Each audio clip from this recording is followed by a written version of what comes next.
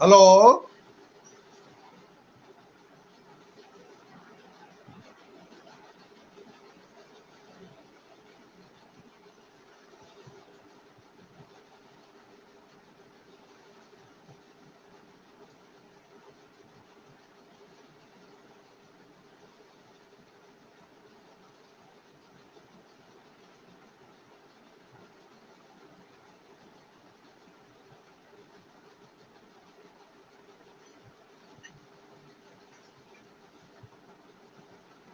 Hello, आवाज आ रही है?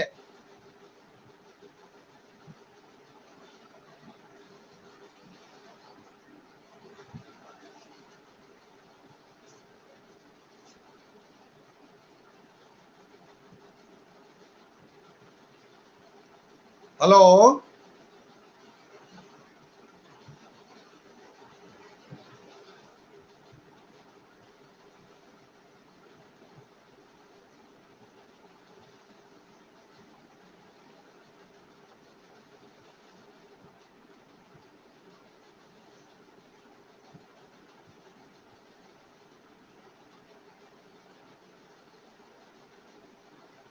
हेलो।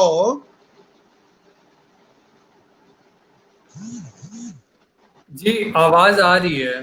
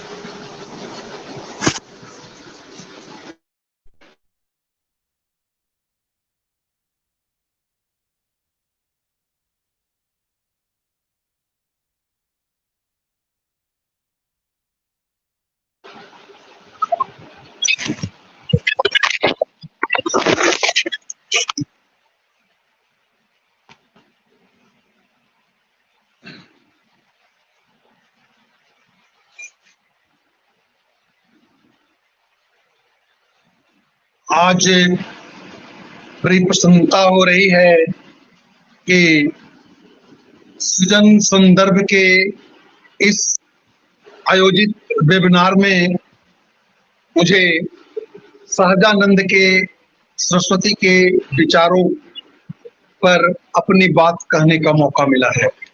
इसके लिए सबसे पहले मैं सृजन संदर्भ के अध्यक्ष जाने माने चिकित्सक डॉक्टर सत्यजीत सिंह,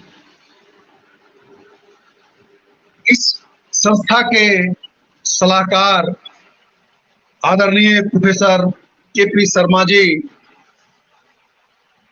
श्री कैलाश झा जी तथा संयोजक वेंकटेश शर्मा जी को धन्यवाद देता हूं।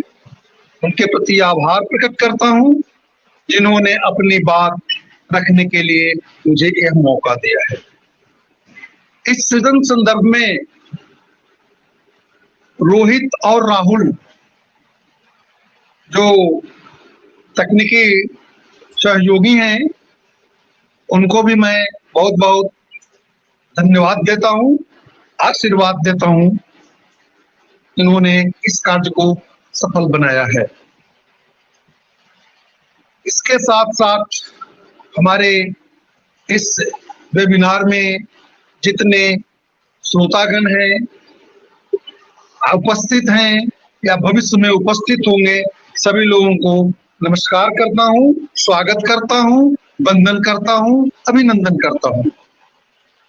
परिचय देने की परंपरा प्रोफेसर केपी शर्मा ने शुरू कर दी है, तो मैं दलीप कुमार हूं, पटना जिला के नौबतपुर कोपाकला गांव का रहने वाला हूं।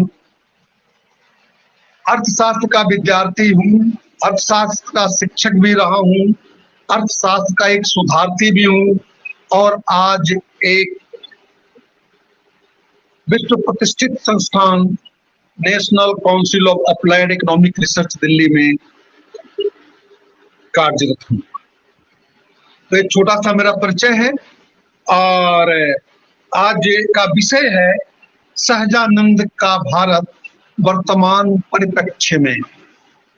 सहजानंद का भारत और वर्तमान परिप्रेक्ष्य का तात्पर्य हमें यह है कि सहजानंद सरस्वती की कैसी परिकल्पना थी, कैसे उन्होंने सोचा था, कैसे भारत होगी और उसका वर्तमान परिप्रेक्ष्य में क्या कैसी स्थिति है, इसकी चर्चा हम करेंगे। वर्तमान परिप्रेक्ष्य का तात्पर्य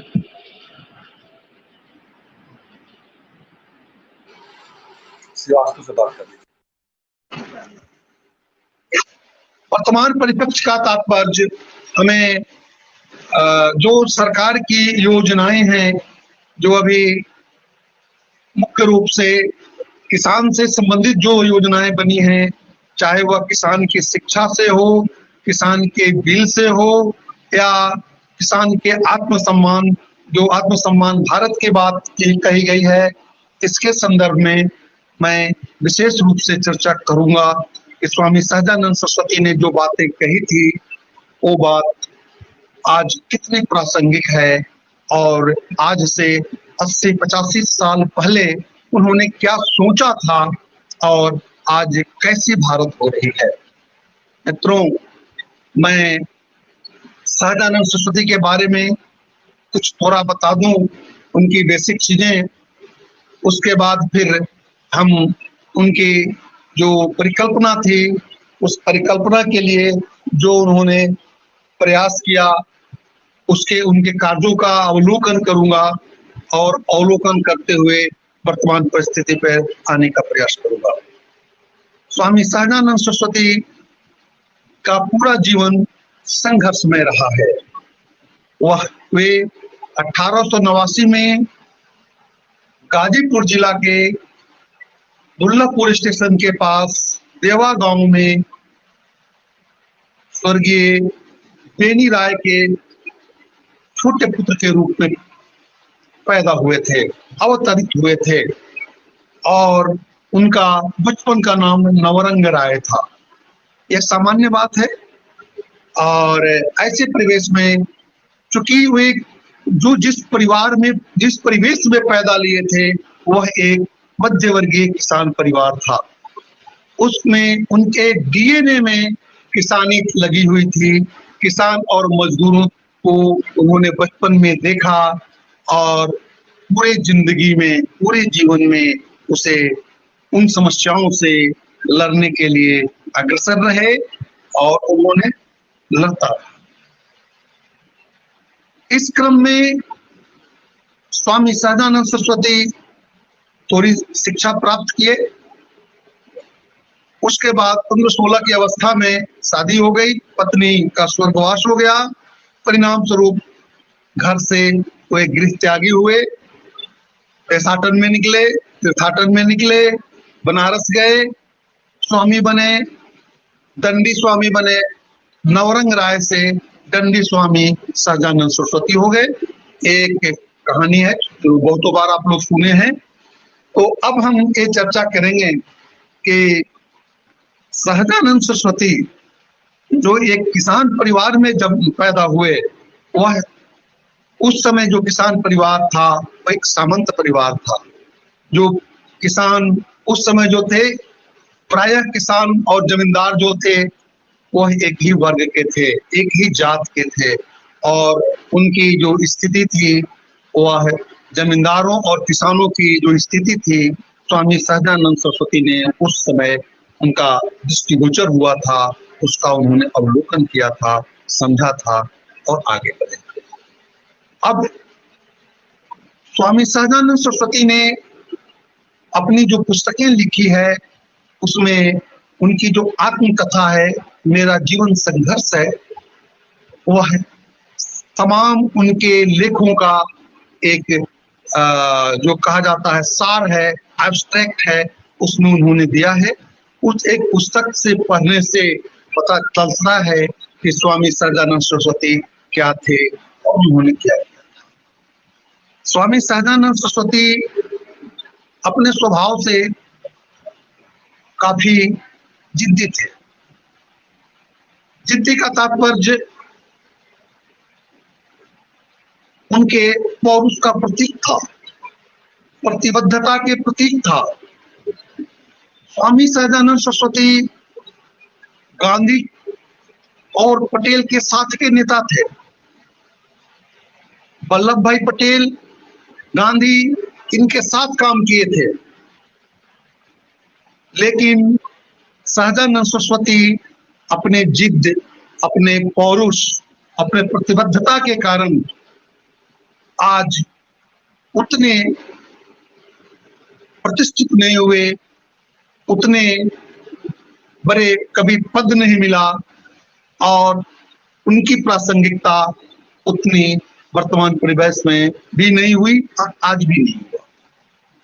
दूसरी बात इसमें एक कहना चाहेंगे कि सहजानंद सरस्वती की प्रासंगिकता की जहां तक बात है, तो ऐसे परिवेश में गांधी, पटेल, जयप्रकाश नारायण या जो उस समय के जो लोहिया, रंगा, ये जो उनके समकक्ष जो सुभाष चंद्र बोस, इन लोगों का पारिवारिक परिवेश देखा जाए तो ये लोग सो कॉल्ड बड़े किसान या जमींदार या अच्छे पारिवारिक परिवेश से थे।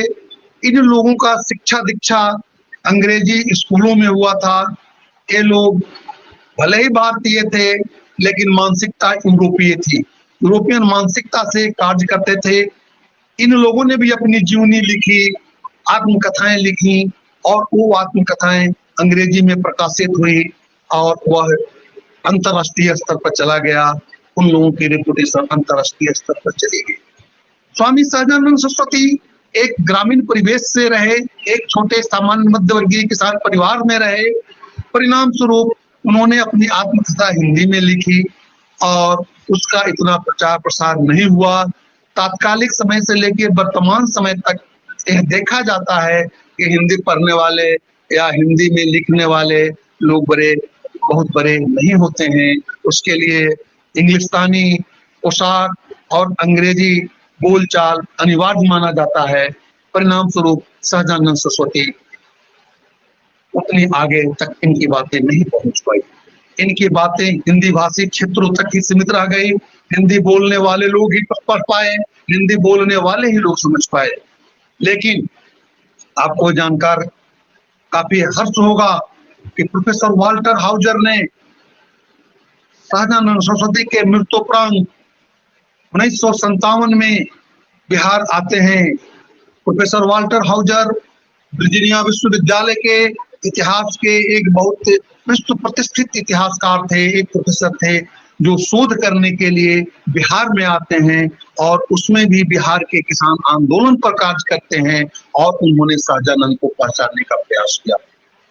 तो सहजानंद सरस्वती की अंतर्राष्ट्रीय ख्याति प्राप्त कराने में वाल्टर हाउजर की भूमिका काफी सराहनीय रही है। उनके लेखन से लेकर के उनके कार्यों तक का चित्रण उन्होंने किया और वाल्टर हाउजर ने स्वामी सहजानंद सरस्वती की 3 पुस्तकों का अंग्रेजी अनुवाद किया है। अनुवाद केवल सिंपल ट्रांसलेशन नहीं है, अपनी विचार को देते हुए और एक जो इंटेलेक्चुअल ट्रांसलेशन जिसको हम कहते हैं, बौद्धिक जो अनुवाद उनका किया है और जिसमें झारखंड के किसान और खेत मजदूर 93-94 में ही किए थे और पिछले 2 साल पहले इन्होंने सहजानंद सरस्वती की जो आत्मकथा थी, जो मेरा जीवन संघर्ष था, उसे भी ट्रांसलेट किए। दूसरे प्रोफेसर आर.सी. प्रसाद प्रधान जो दिल्ली विश्वविद्यालय का पॉलिटिकल साइंस के प्रोफेसर थे, इन्होंने इनकी आत्मकथा को भी अंग्रेजी में अनुवाद किया है। आशा है कि इन किताबों के माध्यम से अंतर्राष्ट्रीय स्तर पर सहजानंद सरस्वती को पहचान दी जाएगी। रही सहजानंद सरस्वती का केंद्र, क्योंकि सहजानंद सरस्वती ने 1920 के पहले अपने जो स्वामी का जो ड्रेस था, स्वामी का जो परिवेश था, स्वामी का जो विचारधारा था, उसके चलते सामाजिक उत्थान के लिए, अपने क्षेत्र के उत्थान के लिए वे प्रयास करते रहे। लेकिन 1920 के बाद इनका पदार्पण होता है स्वतंत्रता संग्राम में, और स्वतंत्रता संग्राम में ये गांधी जी की प्रेरणा से आते हैं, और गांधी जी की प्रेरणा से ये पहली बार ये जेल भी गए। जेल जाने के बाद, जेल से आने पर ये स्वामी सहजानंद सरस्वती जो थे, ये गांधी जी के अनुयायी हुए। गांधी जी के साथ साथ ये कार्य भी बिहार में शुरू किए। 20, 21, 22, 23 से लेकर के 26, 27 तक ये बक्सर के इर्द गिर्द अपना केंद्र बनाया, और वहां पर इन्होंने, स्वामी जी ने गांधी जी की जो करघा, हस्तकरघा और चरखा का शुभारंभ करके किसानों को, खेतिहर मजदूरों को आत्म सम्मान दिलाने के लिए, आत्मनिर्भर बनाने के लिए प्रयास किए। एक शब्द में स्पष्ट यहाँ बताना चाहूंगा कि सहजानंद सरस्वती, किसान का तात्पर्य उनका केवल किसान ही नहीं था, किसान और मजदूर दोनों था। देखिए सहजानंद सरस्वती कितने दीर्घ सोची थे कि उन्होंने किसान के साथ साथ किसान मजदूर को भी रखा। बहुत से कारण हो सकते हैं, लेकिन मेरा मानना है कि स्वामी सहजानंद सरस्वती का जो पारिवारिक परिवेश था, वो जानते थे कि परिवारों में विभाजन होगा, जमीन के, भूमि के टुकड़े बटेंगे, परिवार जब अलग अलग होंगे, जमीन बटेंगे, जमीन के टुकड़े होंगे, जमीन की आकार जो है होल्डिंग होंगे, छोटे होंगे, अंततः बड़े किसान मध्यवर्गीय किसान में आएंगे, मध्यवर्गीय किसान सीमांत किसान में हों, छोटे किसान होंगे, छोटे किसान से सीमांत किसान होंगे, और अंततः वही किसान के बच्चे 1, 2, 3 पीढ़ी आते आते खेतिहर मजदूर में तब्दील हो जाएंगे। इसीलिए मेरी समझ से स्वामी सहजानंद सरस्वती ने किसान को, किसान और खेतिहर मजदूरों के साथ देखा है, दोनों को एक रूपता से देखा है, दोनों में समानता देखा है। और ऐसे परिवेश में स्वामी सहजानंद सरस्वती ने अपना केंद्र जो था, वह है जो गांधी जी के साथ जो काम कर रहे थे, गांधी जी के लिए जो काम कर रहे थे, इसके बाद इन्होंने 1927 में बिहटा के सीताराम आश्रम में अपना निवास बनाया, अस्थाई निवास सीताराम आश्रम में बनाया। जो एक सीताराम दास जी थे, बगल के राघोपुर गांव के थे, उन्होंने जमीन दिया और उसी पर सहजानंद जी ने, स्वामी जी ने अपना आश्रम बना करके अस्थाई निवास बनाया। मैं आपको ये बताना चाहूंगा कि आज विश्व प्रतिष्ठित डॉक्टर सत्यजीत सिंह जी ने वहां पर जो सहजानंद ट्रस्ट है, उस ट्रस्ट के कर्ता धर्ता हैं, सेक्रेटरी हैं, और उसके सौंदर्यीकरण के लिए प्रयास कर रहे हैं। और अभी 4 दिन पहले मुझे श्री कैलाश झा जी ने फोटो भेजा था कि वहां पर डॉक्टर सत्यजीत सिंह खुद खड़ा होकर के उस जो आश्रम के पुनरुत्थान के लिए, उस दिन ढलाई का काम चल रहा था, मैं देखा कि वे वहां पर कार्य करवा रहे हैं। तो उनकी जो सपना है डॉक्टर सिंह की, कि एक हम अंतर्राष्ट्रीय स्तर का एक शोध केंद्र बनाएं, जिसमें कि सहजानंद पर कार्य करने वाले लोग, सहजानंद से संबंधित कार्य करने वाले लोग, कृषि और कृषि के क्षेत्र में कार्य करने वाले लोग वहां पर आए, वहां पर म्यूजियम, उनके लिए अतिथि गृह की व्यवस्था और बहुत से विकास की बात कर रहे हैं। देखें कितना होता है।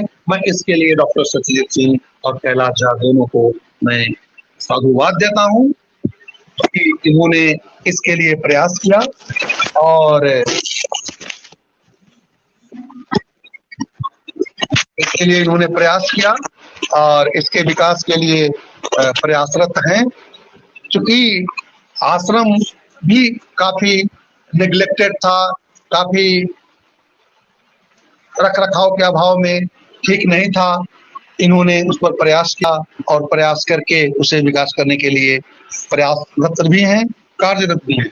अब हम उनकी चर्चा करेंगे। सहजानंद सरस्वती जो थे वो उनकी जो क्या हाइपोथेसिस थी, क्या वे परिकल्पना किए थे, उनका परिकल्पना एक ही था, किसान मजदूर राज्य।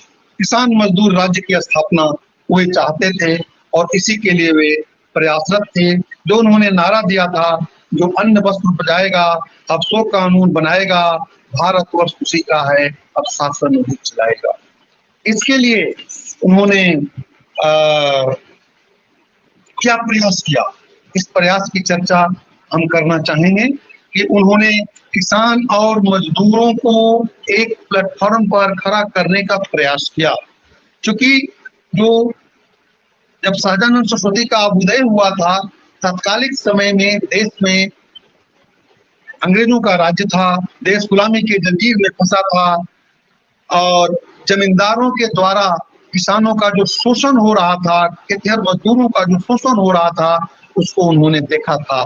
तो उससे उन्हें उभारने के लिए, उससे उन्हें मुक्त कराने के लिए इन्होंने प्रयास किया। और इस प्रयास के लिए जो प्रयास किया, यानी किसानों को मुक्ति के लिए जो प्रयास किया, उसकी चर्चा हम यहाँ पर करना चाहेंगे।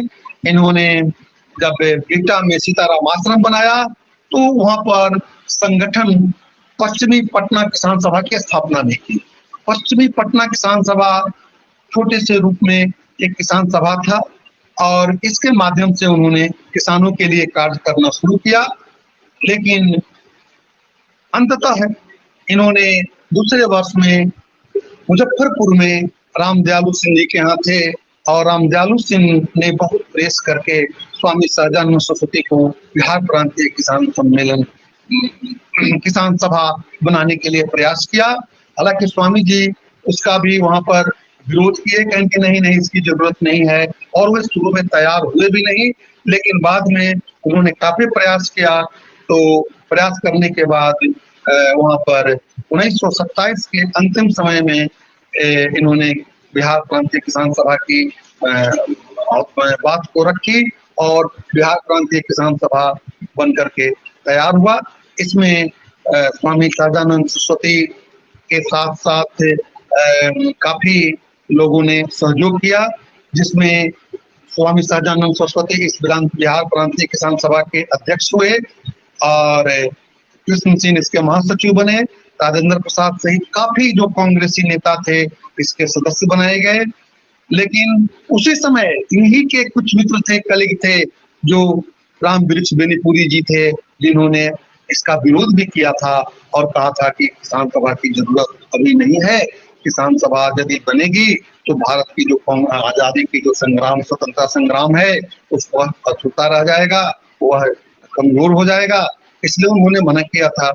लेकिन इसके बावजूद भी वह क्रम चलता रहा और स्वामी सहजानंद सरस्वती ने अपनी बिहार प्रांतीय किसान सभा को आगे बढ़ाए। तो प्रत्यक्ष अप्रत्यक्ष रूप से किसान सभा के काफी लोग विरोधी थे, जो इसे नहीं भी देखना चाहते थे। लेकिन इस सब के बावजूद भी किसान सभा अपना कार्य शुरू कर दिया। इसके लिए इसके बाद हम देखते हैं कि किसान सभा 1934 की बात आती है। 1934 में गांधी जी आए, भूकंप हुआ बिहार में, इसमें गांधी जी का आगमन होता है। महात्मा गांधी जी जो थे उनसे स्वामी जी का मुंह भंग हो जाता है। हालांकि कांग्रेस में ये ज्वाइन तो किए थे 1920 में, लेकिन जेल में जो कांग्रेसियों की गतिविधि देखे थे इससे वे संतुष्ट नहीं थे।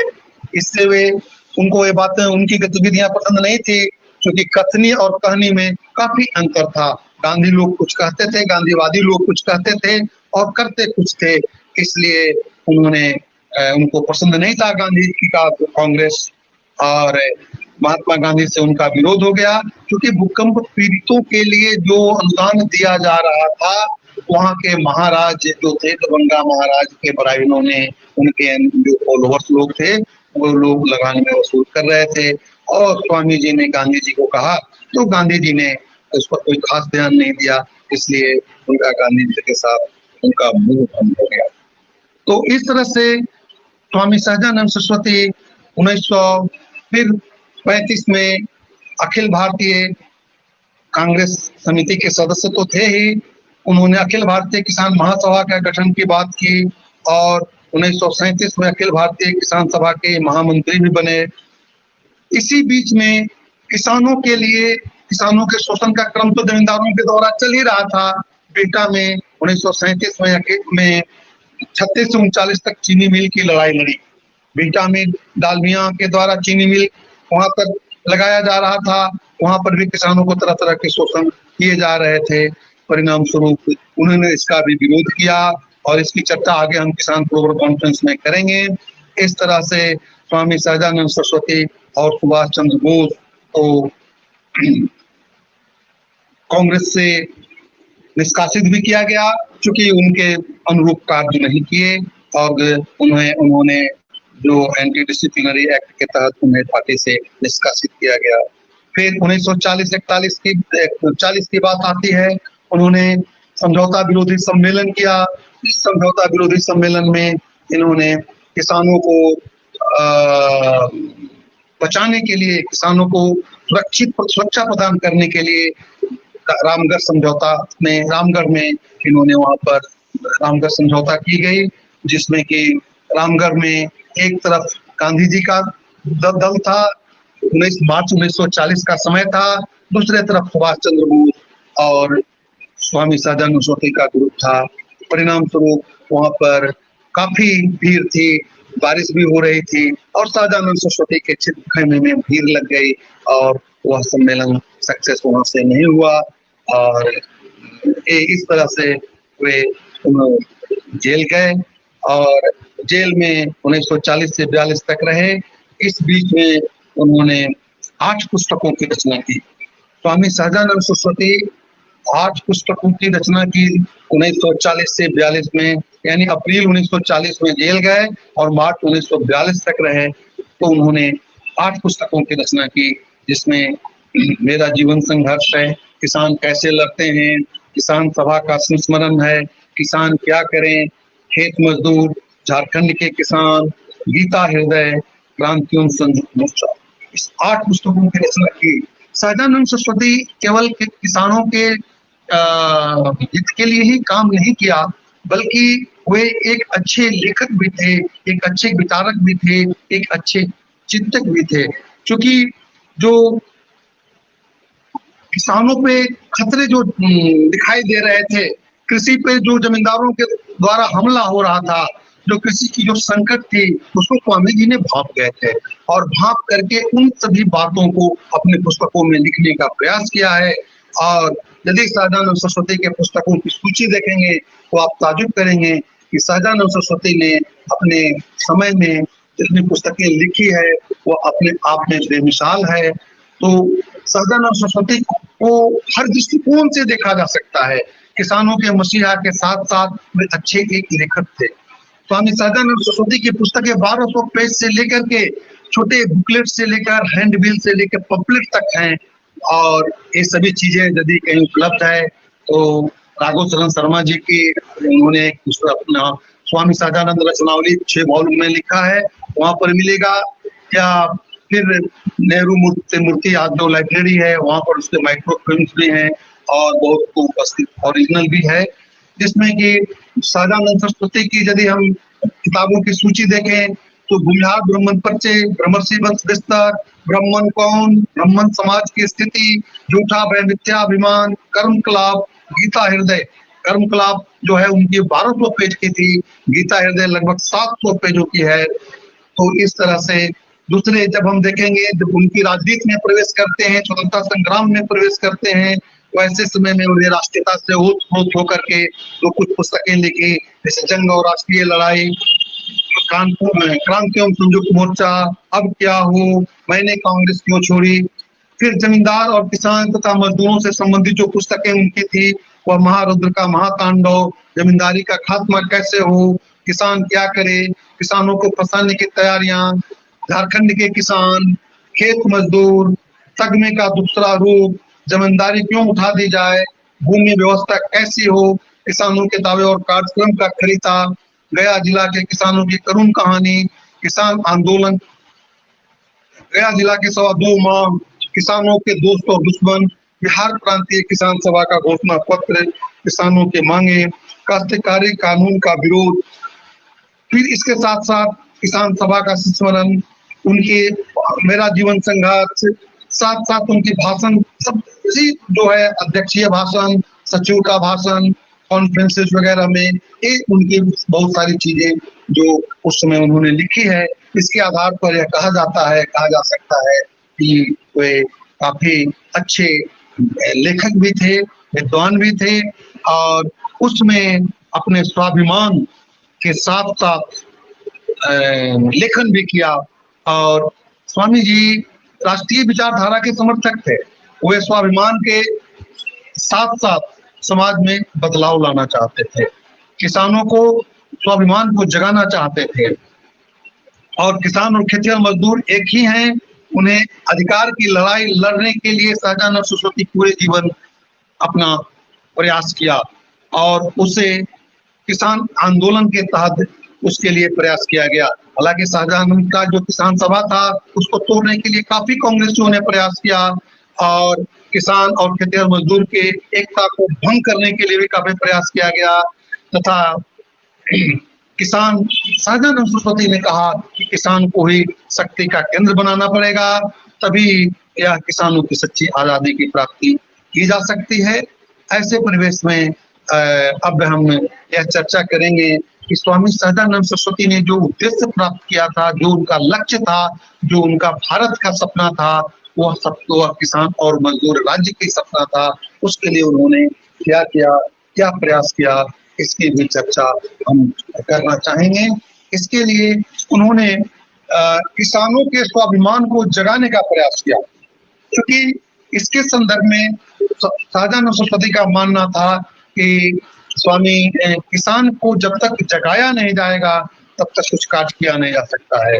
तो किसान को जगाने के लिए उन्होंने किसान की चेतना को जगाने के लिए वर्ग चेतना की बात की है, और उन्होंने किसानों को कहा है कि किसान नेताओं और किसान सभा के उपाय करने से सुखी नहीं होंगे, उपाय बताना सभा का काम है। किसान सभा किसानों को केवल बताएगा, उसका काम, नेताओं का फर्ज है, वैद्य और डॉक्टरों का काम है सिर्फ दवा बताना, मगर रोगी की दवा खानी होगी। तो उसी प्रकार जुल्मों से बचने के लिए किसानों को काम करना होगा, और यह किसान जब तक अपने आप को जागेंगे नहीं, तब तक उनकी तकलीफें भाग नहीं सकती है। इसके साथ साथ उन्होंने किसानों को काफी बुस्ट करने का प्रयास किया है, और इन्होंने अपनी एक लेख स्वामी सहजानंद सरस्वती ने लिखी है, किसान वर्ग चेतना प्राप्त करें। वर्ग चेतना के माध्यम से किसान जो है वो काफी जागृत करने का प्रयास किया है। उन्होंने वर्ग चेतना, संघ शक्ति पर बल दिया है। किसानों को यदि ये सोचना है कि तुरंत फौरन हमारी कष्ट दूर हो जाएगी, तो उन्होंने कहा कि यह संभव नहीं है। इसके लिए किसानों को प्रयास करना पड़ेगा, और किसानों को अपनी बहादुरी से जान हथेली पर लेकर के उसे हक के लिए कुछ करने के लिए तैयार होना पड़ेगा। किसानों को अपने शक्ति का परिचय देना पड़ेगा, और यही संसार का नियम है, जो शक्ति का परिचय न देगा उसे कुछ भी प्राप्त नहीं होगा। और उन्होंने किसानों को बुस्ट करने के लिए यहाँ तक कहा कि किसान मुर्दा हो गया है, वह शक्तिहीन है, वह कुछ कर नहीं सकता है। उसके लिए जब तक वह किसान जमींदारों के सामने झुकता रहेगा, तब तक जमींदार उसे झुकाते रहेंगे। अतः उन्होंने उसे कहा कि तनकर खड़ा होने की जरूरत है, और चेतना को जागृत करने की जरूरत है। और उसके लिए स्वामी जी कहते हैं कि किसान सबसे पहला काम यह करे कि सर झुकाने से या जुल्मों को बर्दाश्त करने से इनकार कर दे। यदि जमींदार या जो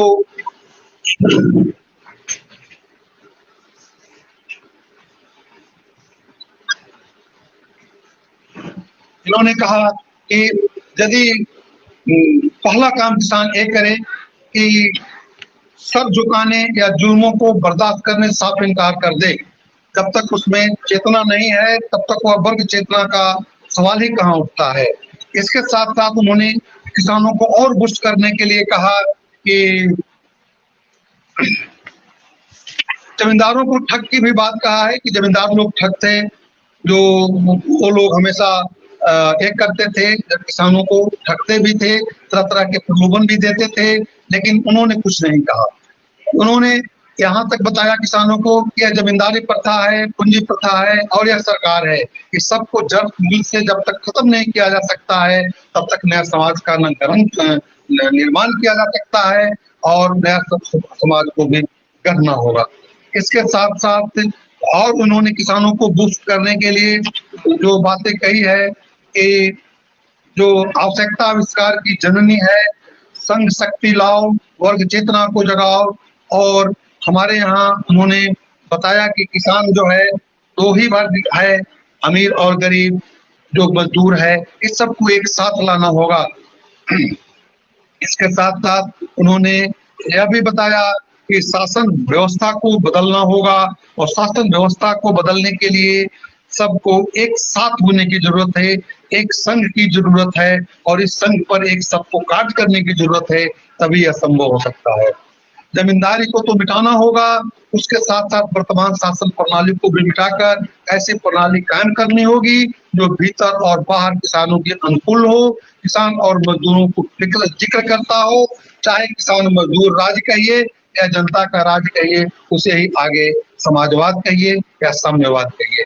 तो उनका यह मानना था कि जमींदारी के रहते जमींदारों को सुधारने की ख्याल एक स्वप्न के बराबर है, इसलिए उन्होंने जमींदारी उन्मूलन की भी बात की और जमींदारी उन्मूलन के साथ ही उन्होंने किसानों की एकता के बारे में कहा कि जिस प्रकार जमीन, क्योंकि उस समय जब किसानों की संगठन बनी तो जमींदारों ने भी अपने एक संगठन बना ली और उन्होंने कहा सहजानंद सरस्वती ने कि जमींदारों की एकता में, उनकी वर्ग भावना में, उनके एक दूसरे से फासला का धर्म संप्रदाय और बाधक नहीं, ठीक यही बात किसानों को भी होना होगा, कहना होगा।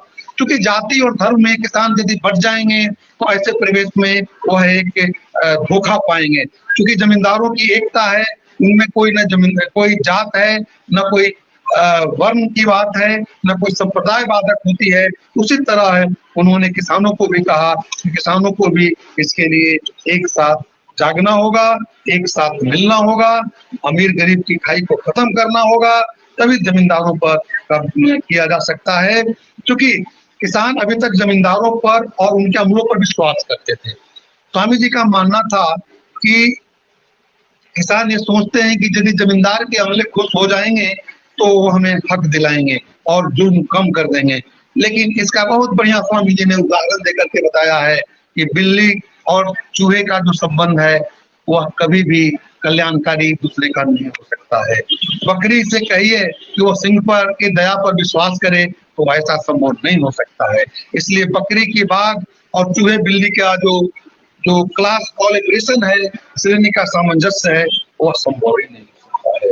उसी तरह से सहजानंद सरस्वती ने कहा कि किसान और जमींदार दोनों के बीच संभव नहीं है, सामंजस्य संभव नहीं है।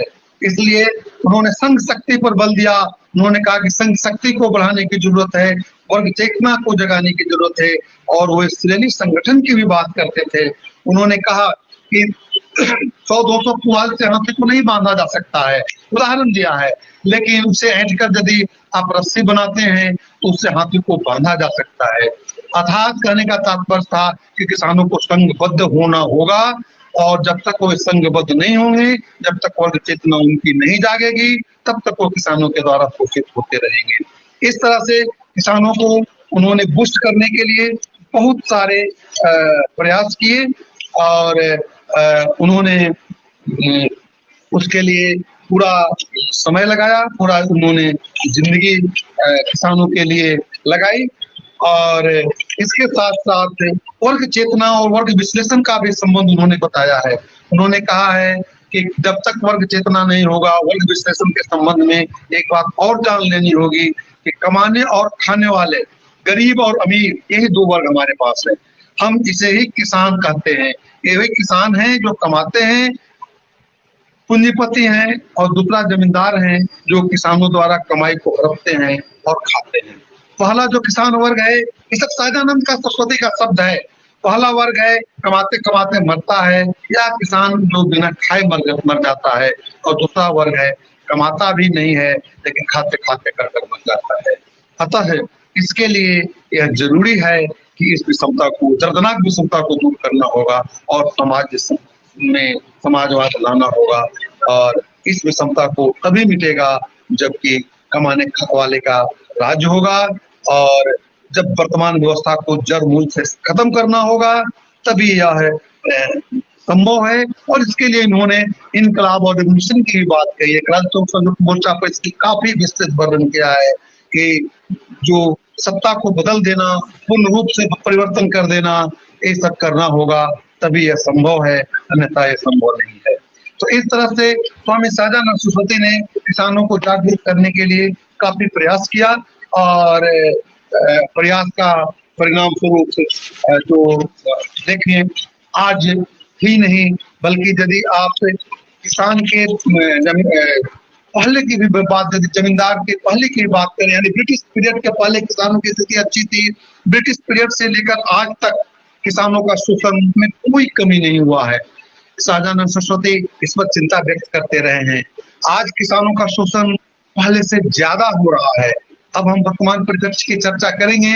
वर्तमान परिप्रेक्ष्य में हमें देख रहे हैं कि सहजानंद सरस्वती जो थे वे किसानों को विज्ञान के प्रति उसे बढ़ाना चाह रहे थे, विज्ञान की बात बताना चाहते थे। वे जो परंपरावादी और जो रूढ़िवादी जो विचार थे उससे ऊपर लाने के लिए वे बात करते थे। वे किसानों को सामूहिक सौदेबाजी की चर्चा करते थे, जिससे कि किसान आत्महत्या आज कर रहे हैं। आज आप पिछले वर्ष के आंकड़े को देखेंगे तो लगभग 10,000 से ऊपर किसान आत्महत्याएं कर रहे हैं। आखिर ऐसी कौन सी चीजें हैं जो उससे कि किसानों को अच्छा किया जा सकता है। सहजानंद सरस्वती ने जो सलाह दिया था किसानों को अच्छा करने के लिए, किसानों को विकास करने के लिए, उसमें जो आप देखेंगे उसका यदि पालन किया गया होता तो आज किसानों की स्थिति अच्छी नहीं होती, इससे अच्छी होती। आज किसान एनएसएसओ के आंकड़े के आधार पर यह देखा जा रहा है कि किसान खेती छोड़ रहे हैं। स्वामीनाथन कमेटी की जो रिपोर्ट आई थी, सहजानंद तो उस समय थे नहीं, लेकिन संभवतः स्वामीनाथन साहब से हमारी बात भी होती रही थी उस समय तक, यानी 2009-10 तक। तो उस समय इन्होंने सहजानंद को बहुत अप्रिशिएट करते थे और उनके बातों को ध्यान में रख करके स्वामीनाथन कमेटी की रिपोर्ट जो आई थी, जो किसानों को एमएसपी पर 50% देने की बात कही गई थी। पिछले वक्ता प्रोफेसर के शर्मा ने एमएसपी पर काफी बातें कही है। इसके संदर्भ में बहुत ज्यादा हम चर्चा नहीं करना चाहेंगे, लेकिन इतना जरूर कहना चाहेंगे कि जो आज वर्तमान परिप्रेक्ष्य में हम स्वामी सहजानंद सरस्वती को यदि तलाशते हैं तो हम देखते हैं कि सहजानंद सरस्वती का जो परिवेश था, जो समय था, वो काफी किसानों के लिए था। किसानों के द्वारा वो चाहते थे कि उसे आत्मबल को जागृत करें और उससे अच्छा करने के लिए प्रयास करें। अब देखिए सहजानंद सरस्वती ने मैकेनाइज, अब सहजानंद सरस्वती और विज्ञान की थोड़ी सी बात करना चाहते हैं कि सहजानंद सरस्वती का क्या विज्ञान था। सहजानंद सरस्वती किसानों को विकासोन्मुखी बनाना चाहते थे। अब हमें जो 3 बात कह रहे थे, सहजानंद सरस्वती का की प्रासंगिकता आज किसान बिल में कहाँ है, सहजानंद सरस्वती की प्रासंगिकता शिक्षा के क्षेत्र में कहाँ है, और सहजानंद सरस्वती की जो प्रासंगिकता थी, जो टेक्नोलॉजी ट्रांसफर की बात करते थे, जो उन्होंने मैकेनाइजेशन की बात कहे थे, इसकी चर्चा करते हुए हम किसान को आत्मनिर्भर की जो आज प्रधानमंत्री की जो योजना है, इसके तहत हम सहजानंद की बातों को लाने का प्रयास करेंगे। तो सहजानंद का जो विज्ञान था, सहजानंद चाहते थे किसानों को विकासोन्मुखी बनाना चाहते थे। वे अंधविश्वास, रूढ़िवादी और परंपरावादी विचारों से किसानों को ऊपर लाना चाहते थे। उन्हें विज्ञान के एक अच्छे विद्यार्थी तो नहीं कह सकते हैं, लेकिन विज्ञान की पकड़ थी, विज्ञान की उनकी सोच थी।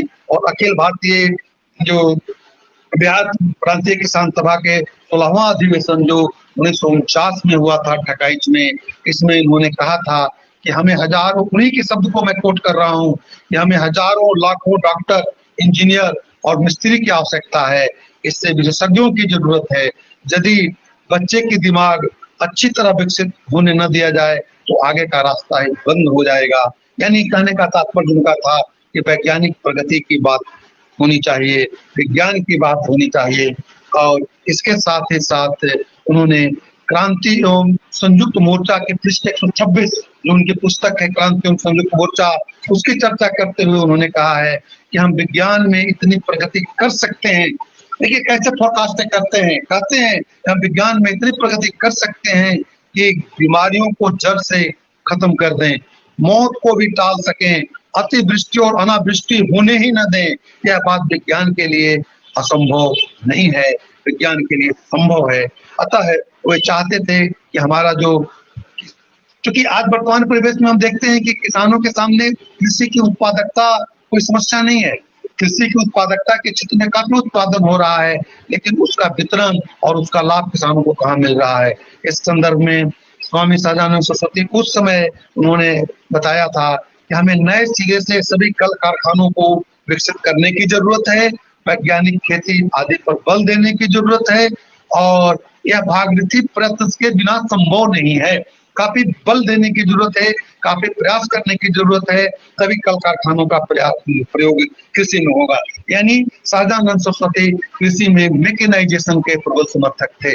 उनका कहना था कि यदि कृषि में उत्पादकता बढ़ाना चाहते हैं, किसानों को अधिक लाभ देना चाहते हैं, तो कृषि की उत्पादकता बढ़े, लागत कम हो, इसके लिए वो नए सिरे से उनके यंत्रीकरण पर बल देना चाहते थे, उसके मैकेनाइजेशन पर बल देना चाहते थे।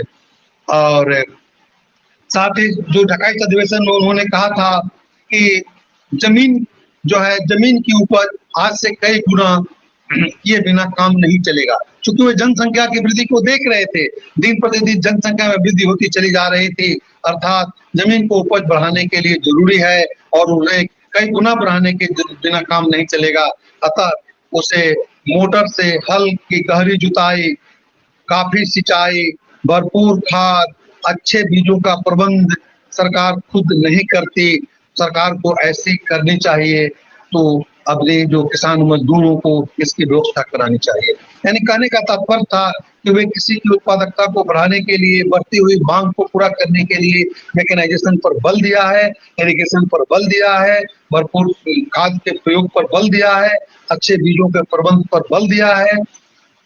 इसके साथ साथ उन्होंने यह भी कहा है कि चूंकि खेती परिवार के विभाजन और उपखंडन से खेत छोटे छोटे टुकड़ों में बंटने लगे थे, इसलिए उन्होंने सामूहिक खेती पर बल देने का प्रयास किया था और बताया था कि खेतों के बीच जो मेड़ है, उसकी सीमाओं पर जो है उसे मिटा देना चाहिए, तभी ट्रैक्टर से खेती हो सकता है, तभी हम वैज्ञानिक खेती कर सकते हैं। मेड़ों को मिटाने से 50 बीघा जमीन निकल आएगा और तभी हम तरीके की वैज्ञानिक पद्धति से खाद, सिंचाई, जुताई की व्यवस्था हो सकता है और काफी किसान पैदावार को बढ़ा सकते हैं।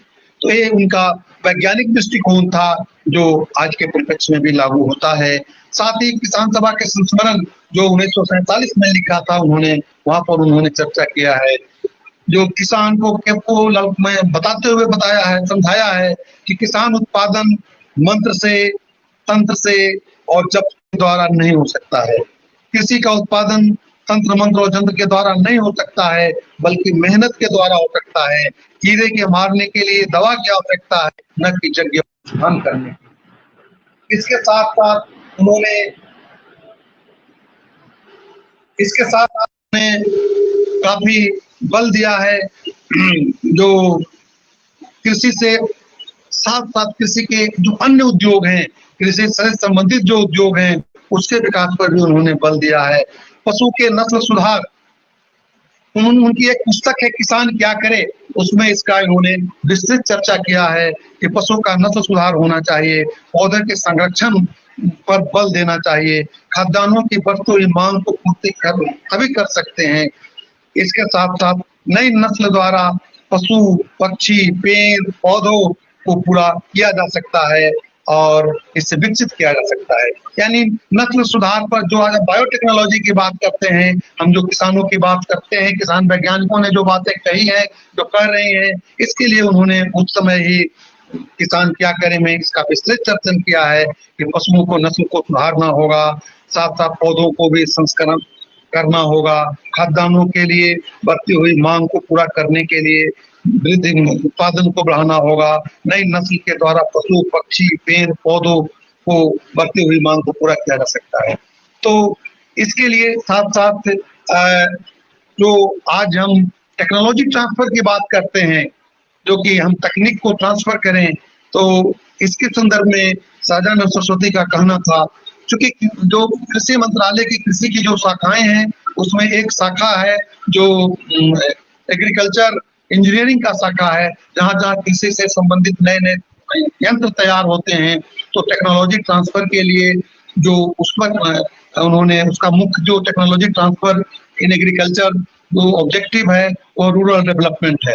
इसके लिए किसान को जो तकनीकी शोध जो होते हैं, जो तकनीकी में टेक्नोलॉजी में जो शोध, चाहे वह कृषि विश्वविद्यालय में हो रहे हों या ICAR के रिसर्च इंस्टीट्यूट्स में हो रहे हों, उन्हें ट्रांसफर करने की जरूरत है, उसे गांव-गांव तक पहुंचाने की जरूरत है। तो इसका मात्र उद्देश्य था ग्रामीण विकास करना, जिससे किसानों का विकास होगा। इसके लिए बहुत सारे प्रोसेस अपनाए जा रहे हैं। किसान मेला आज लग रहा है, एग्जीबिशन लगाए जा रहे हैं, रेडियो पर, टेलीविजन पर टॉक प्रसारित किए जा रहे हैं और फार्मर पार्टिसिपेशन किए जा रहे हैं। इसके लिए पुस्तकें, जर्नल, मैगजीन्स वगैरह में भी काफी विकास किया जा रहा है। नाबार्ड को 2019 में ICAR के साथ मिलकर के फार्म टेक्नोलॉजी पर काम करने के लिए भी काफी फंड दिए जा रहे हैं। लेकिन सहजानंद सरस्वती का उस समय कहना था कि वैज्ञानिक का जो वैज्ञानिक यंत्र है, इसका केवल प्रसारण से काम नहीं चलेगा, इसका उत्पादन प्रक्रिया में योजनाबद्ध समावेशन जब तक नहीं होगा, तब तक वैज्ञानिक ज्ञान जो है वह वैज्ञानिक ज्ञान है और तकनीकी जो प्रसारण है इसका पूर्णतः संभव नहीं हो पाएगा। इसके साथ साथ ईख के निर्धारण, मूल्य निर्धारण की बात करते हैं। ईख के मूल्य निर्धारण के संदर्भ में स्वामी सहजानंद सरस्वती ने काफी प्रयास किया है, काफी बातें कही है। विजयवाड़ा कॉन्फ्रेंस 1944 में इन्होंने ईख उत्पादन पर मूल्य निर्धारण की बात बताया है और बताया कि ईख निर्धारण में, ईख उत्पादन में जो मूल्य निर्धारण होता है उसका तरीका गलत है, वह उपयुक्त नहीं है, अमान्य है, क्योंकि इसमें किसानों द्वारा लगाई गई पूंजी पर सूद की जोर नहीं लगाता है, उसकी गणना नहीं की जाती है। तो किसानों द्वारा जो पूंजी लगाई जाती है उस पर जोर नहीं लगाया जाता है। इसलिए टैरिफ कमीशन का जो रिपोर्ट था, फर्स्ट टैरिफ कमीशन रिपोर्ट जो 1928 में था, वो भी किसानों के स्वास्थ्य की रक्षा करना चाहता था, लेकिन इसके लिए उसने किसी मूल्य पर, उत्पादन पर मूल्य का निर्धारण के तरीका को सुधार करने के लिए प्रयास पर बल दिया गया है। इसके साथ साथ स्वामी जी ने शुगर केन के संदर्भ में बताया है, लो क्वालिटी शुगर केन हमारे यहाँ होते थे, जिसमें कि गन्ना तो होता था, उत्पादन कम होता था, हमारी गन्ना की उत्पादकता काफी कम थी। उन्होंने जावा मात्रा की बात की है, उन्होंने चीनी को बताया है कि वहाँ की जो गुणवत्ता है वो काफी अच्छा है, ईखों का हमारे यहाँ कम है, लेकिन हमारे यहाँ सघन खेती का अभाव है। इंटेंसिव फार्मिंग की बात की है कि जब तक हम इंटेंसिव फार्मिंग का प्रयोग नहीं करेंगे तब तक हम अच्छा नहीं कर सकते हैं। फसल चक्र की बात कही है, कृषि में नई तकनीक और नए उपकरणों का अभाव है, इसकी भी चर्चा किया है। और इसके साथ साथ ईख उत्पादकों में भेदभाव की भी बात किया है, क्योंकि मिल मालिक जो थे वो ईख उत्पादकों के साथ काफी भेदभाव भी करते थे, तो उन्हें भेदभाव में भी उसे बताने की जरूरत है। और सहजानंद सरस्वती की जो मुख्य रूप से उनकी जो कृषि नीति है, इसके संदर्भ में भी हम थोड़ा चर्चा करना चाहेंगे। स्वामी सहजानंद सरस्वती की जो कृषि नीति थी वह है मूल्य निर्धारण से पर ही था। इन्होंने स्पष्ट कहा है कि कृषि उत्पादित वस्तुओं के मूल्य निर्धारण ठीक उसी प्रकार किया जाना चाहिए जिस प्रकार कारखानिया मालों की कीमत का निर्धारण की जाती है। छोटे मोटे तमाम खर्चों और उनके लिए मुनासिब सूद के अलावे उचित मात्रा को भी शामिल करके ही मूल्यों का निर्धारण हो सकता है। जैसा ही खारेदार यानी कारखाना का जो मालिक करते हैं, ऐसा ही कृषि में करना होगा। यानी कहने का तात्पर्य है, ईख के प्रति मन 2 आने कटौती उस समय की जाती थी, इसका स्वामी सहजानंद ने विरोध किया था और उन्होंने वह कहा था कि कृषि की जो उत्पादकता को यदि बढ़ाना चाहते हैं तो किसान और गन्ना के जो मिल मालिक थे इसके बीच वो एक समन्वय की भावना रखना चाहते थे और वे इसके साथ साथ कृषि को सघन कृषि की बात करते थे, जिससे कि कम से कम जमीन में ज्यादा से ज्यादा उत्पादन किया जा सकता है। और इसके लिए उन्होंने सुझाव भी दिया था। मिल मालिक को समझौता करते हुए उन्होंने बताया था कि यदि मिल मालिक किसानों को नए किस्म के बीज एवं खाद उपलब्ध कराते हैं और किसान उनके बताए तरीकों पर खेती करते हैं तो उसका जो मुनाफा होगा वो आधा आधा कर लेंगे, और मिल मालिक आधा लेगा, आधा किसान लेगा। इस तरह से स्वामी सहजानंद सरस्वती ने कृषि उत्पादन में खर्च में कमी लाने का भी जो उपाय बताया था कि मिल मालिक जो हैं वो जो कहते हैं कि कृषि के उत्पादन में लागत ज्यादा लग रहा है, चीनी महंगा हो रहा है, ऐसे परिवेश में उन्होंने बताया था कि जो कृषि जो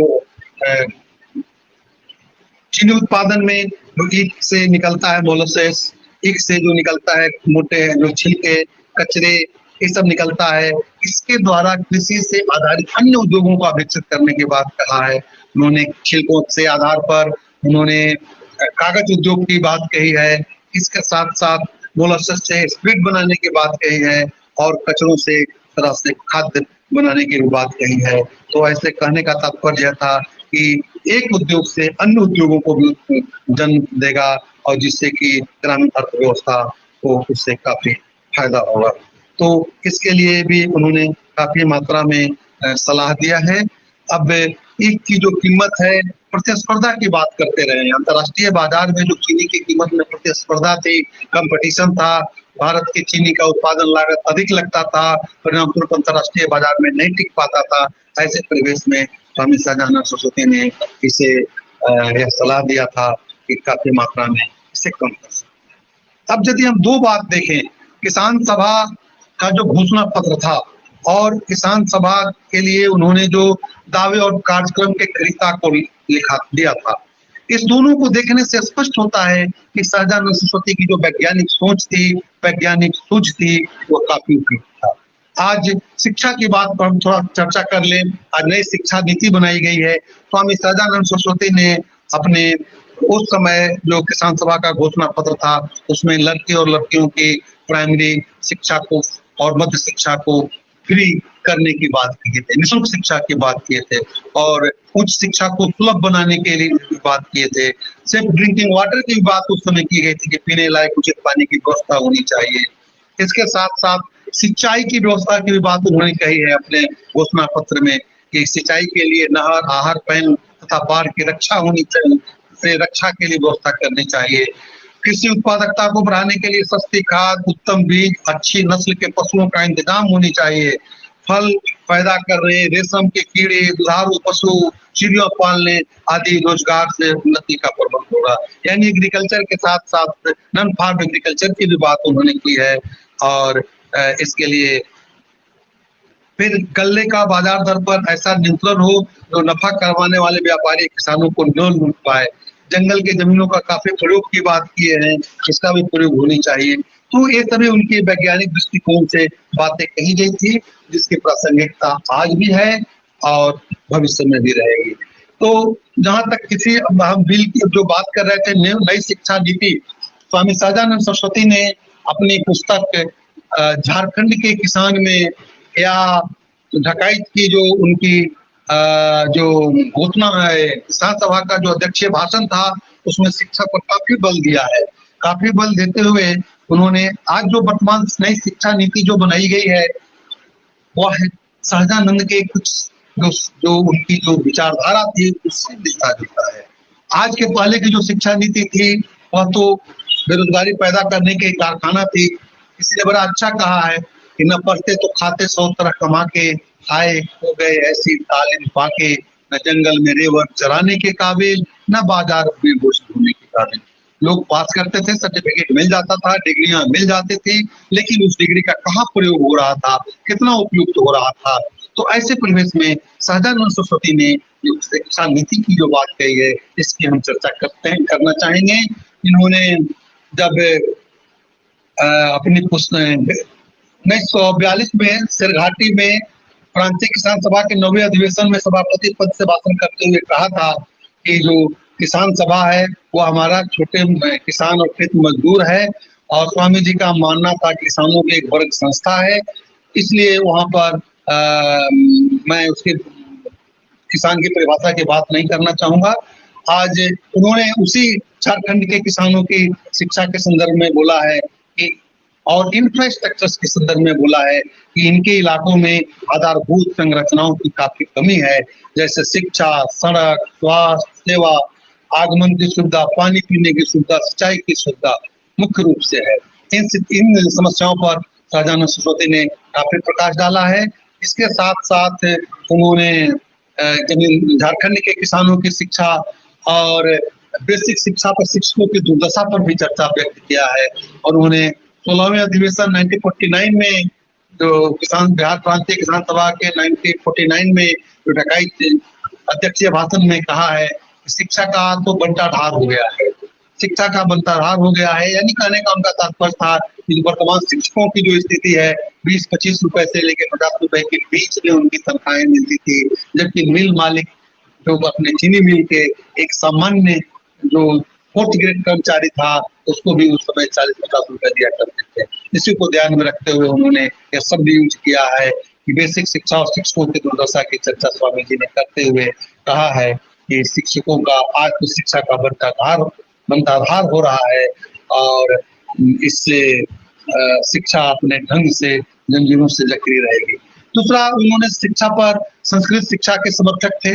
संस्कृत शिक्षा के संदर्भ में भी उन्होंने काफी कहा है कि संस्कृत शिक्षा इस तरह से होनी चाहिए कि वह उसको आलिंगन करने की जरूरत है। शब्द का यूज किया है कि चुंबन करने की जरूरत नहीं है। यानी संस्कृत जो पढ़ना चाहे पूर्णतः पढ़े, ये हर क्लास में थोड़ी थोड़ी संस्कृत को पढ़ा करके संस्कृत शिक्षा का विकास नहीं किया जा सकता है। उसके लिए पूर्ण और मूल रूप से पढ़ाने की जरूरत का उन्होंने चर्चा किया है। स्वामी जी ने मैकाले की शिक्षा पद्धति की आलोचना किया है और उन्होंने विशेष रूप से झारखंड के किसान के क्षेत्र में जो आदिवासियों के मैकाले की शिक्षा पद्धति अपनाया जा रहा था, यानी इंग्लिस्तानी स्कूल खोले जा रहे थे, जो इंग्लिश कॉन्वेंट्स खोले जा रहे थे, इसके संदर्भ में स्वामी सहजानंद सरस्वती ने स्पष्ट कहा है कि वहां से मूल झारखंड आदिवासियों को इससे कोई फायदा नहीं होगा, क्योंकि झारखंड की लूट चल रही थी, खुले लूट की संज्ञा दी है। बाहर के कुछ लोग आकर के वहां के जमीन के किसानों को, वहां के झारखंड के मजदूरों को काफी शोषण कर रहे थे। इसका मुख्य कारण था शिक्षा का अभाव था और स्वामी जी मानते थे कि जो मूल्यवादी वासियों को शिक्षण प्रणाली है, शिक्षण जो पद्धति है वह उचित नहीं है, क्योंकि वहां पर जब जो छोटे छोटे जो बाहर से जाकर के लोग बसे थे, जिनके द्वारा वहां के किसानों और मजदूरों को लूट हो रहा था, उनके बच्चे को लिए तो अच्छा था, कॉन्वेंट स्कूल चलाए जा रहे थे, उपयोगी किए जा रहे थे। लेकिन इन जो अल्पसंख्यक की इसलिए शिक्षण संस्थाएं खोली जा रही थी, वो भाषाएं के आधार पर, यानी कहने का तात्पर्य था कि अंग्रेजी स्कूल खोला जा रहा था। लेकिन वहां के लोगों की जो शिक्षा होनी चाहिए, सहजानंद सरस्वती का मानना था कि उनका शिक्षा उनकी भाषा में होनी चाहिए। झारखंड के किसानों में आदिवासियों के लिए उनकी अपनी भाषा, अपनी लिपि की वकालत की है। और जबकि स्वामी अंग्रेजी शिक्षा का विरोधी नहीं थे, उनका मानना था कि अंग्रेजी शिक्षा भी विकास के लिए जरूरी है, लेकिन मूल आदिवासियों की शिक्षण प्रणाली के तहत पठन पाठन की व्यवस्था उसकी क्षेत्रीय भाषा में होनी चाहिए। और इसके लिए उन्होंने कहा है कि जो हमारे मूल आदिवासी के अंतर्गत को मुख्य रूप से उड़ाव है, मुंडा है, हो है, संथाली, पहाड़ियां हैं, इनकी अपनी अलग अलग भाषाएं हैं। और आदिवासियों की जो मातृभाषा है, मुंडारी, फुटकू, भू, खड़िया, संथाली, बाल्टो, ये सभी जो भाषाएं हैं, जब तक इनकी भाषाओं का विकास नहीं किया जाएगा, इनकी भाषाएं जो है वो लुप्त होती चली जा रही है। तो आदिवासियों को मातृभाषा में लिपि के शिक्षा के पक्षधर थे, उन्होंने मातृभाषा में शिक्षा नहीं दी गई तो उनका भयंकर परिणाम होगा। और इसका विस्तृत चर्चा स्वामी सहजानंद सरस्वती ने अपनी पुस्तक झारखंड के किसान में किया है। उस समय चूंकि आदिवासियों के कागजी और दस्तावेज खतियान सब कैथी भाषा में थे, जिस भाषा से आदिवासी अवगत नहीं थे, उनके जो जल जंगल जमीन जो था वो सभी उनका हक छीने जा रहे थे, क्योंकि वे कैथी भाषा से अपरिचित थे, शिक्षा का उनका अभाव था, इसलिए वे लाचार थे। वैसे परिवेश में स्वामी जी का कहना है कि आदिवासियों को वैसी भाषा पढ़ाना चाहिए, बताना चाहिए जिससे कि उसका संसर्ग हो, जिस भाषा में उसे जन्म हुआ हो। जो भाषा दी जा रही है वो भाषा तो इसके लिए जहर का काम करेगी। इसका दिमाग ही बंद हो जाएगा, कुंद हो जाएगा, क्योंकि उसे ज्यादा मेहनत करनी पड़ेगी। दूसरे ओर कचरे बन जाएंगे तो शिक्षा किसी काम की नहीं होगी, किसी व्यवहार में नहीं आएगा। इसका विस्तृत चर्चा करते हुए स्वामी सहजानंद सरस्वती ने सोवियत रूस का उदाहरण दिया है और बताया है कि वहां पर सोवियत रूस में एक ऐसी जाति थी जो ताजिक नाम से जाना जाता था। न उसके अक्षर थे, न उसकी लिपि थी, न उसकी कोई पुस्तकें थी, लेकिन सोवियत शासन ने उसका विकास करके और उसकी भाषा को किताबें लिखी, भाषा पर तरह तरह के साहित्य बनाया, उसकी लिपि की विकसित की और स्कूल एवं कॉलेजों में उसी की भाषा में उनकी पुस्तकें पढ़ाई जाने लगी। उसकी भाषा में उसके शासन चलने लगा, उसका कारोबार चलने लगा। परिणाम स्वरूप भाषा का विस्तार हुआ और वे जो ताजिक जो जात के लोग थे, वर्ण थे, उसका विकास हुआ। अर्थात कहने का तात्पर्य था सहजानंद सरस्वती का कि शिक्षा के अभाव में किसान और मजदूरों में आत्मनिर्भरता नहीं आ सकती है। बिना आत्मनिर्भर हुए व्यक्ति में आत्मसम्मान का विकास नहीं हो सकता है। और आज वर्तमान में मूल आदिवासियों को आत्मसम्मान और आत्मनिर्भरता की कमी है, जिसके कारण उसका शोषण हो रहा है। अतः उनकी शिक्षा नीति झारखंड के मूल निवासियों के साथ अपेक्षापूर्ण रहा, इसलिए उनकी भाषा में शिक्षा होनी चाहिए। आज जो नई शिक्षा नीति आपकी बन गई है, जिसकी घोषणा हो गई है, इसके संदर्भ में हमें कहना चाहेंगे कि यह जो पद्धति 5-3-3-4 है, इसमें विद्यार्थियों को स्वतंत्रता दी गई है कि वे अपनी भाषा चुन सकते हैं। अपने क्षेत्र की भाषा, क्षेत्रीय भाषा या अपने जो मातृभाषा चुनने का अधिकार है। पहले की शिक्षा जो पद्धति थी, एक जंगल में पाठशाला की कहानी से आप लोग अवगत होंगे। सभी बच्चों को सभी विषय पढ़ने की बात कही जाती थी। जंगल में हाथी भी थे, जंगल में जिराफ भी थे, जंगल में ऊंट भी थे, उनके बच्चे भी पढ़ रहे पाठशाला में जाते थे। तो जो शिक्षक पढ़ाते थे पेड़ पर कैसे चढ़ा जाए, यानी कॉमन भाषा कॉमन लोगों को दी जाती थी, जो उनको जरूरत ही नहीं था। हाथी तो जिराफ लंबे गर्दन, ऊंट के लंबे गर्दन से पेड़ के पत्ते और पौधे फलों को खा सकता था। ऐसे परिवेश में वर्तमान शिक्षा जो पद्धति बनाई गई है, जो फाउंडेशन से लेकर प्रिपरेटरी तक है, मिडिल स्टेज तक है, वहाँ पर बच्चों की स्वतंत्रता है कि वो अपने क्षेत्रीय भाषा चुन सकता है, मातृ भाषा चुन सकता है और इसकी स्वतंत्रता है।